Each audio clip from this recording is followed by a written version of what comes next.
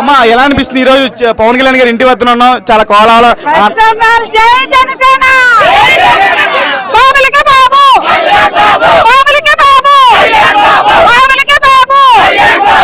KK survey 100% నిజమైంది ఈ రోజు.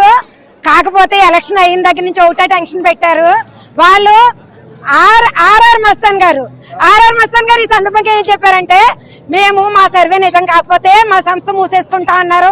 ప్లీజ్ మూసేసుకోండి, అదే మాట మీద మీరు నిలబడాలి. KK survey 100%.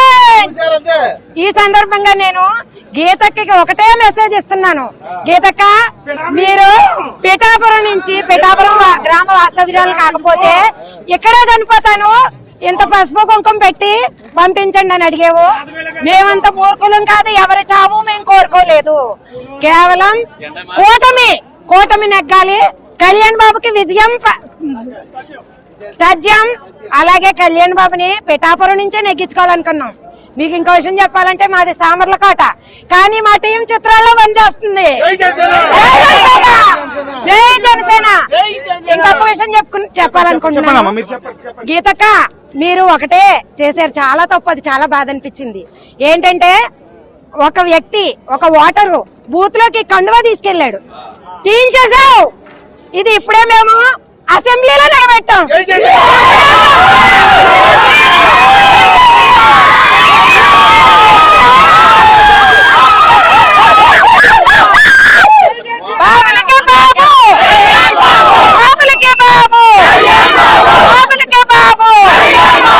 ఈ సందర్భంగా నాకు చాలా ఇష్టమైన అన్నయ్య చిరన్నయ్యకి ఒక్కసారి జై చిరు, జై చిరు.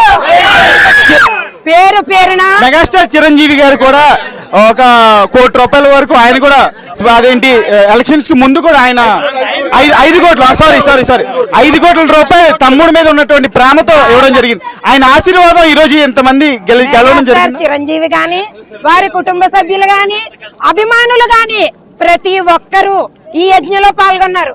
వాళ్ళందరికీ పేరున ధన్యవాదాలు. జై కూటమి, జై కూటమి, జై కూటమి. క్లీన్ స్వీప్ అంతే.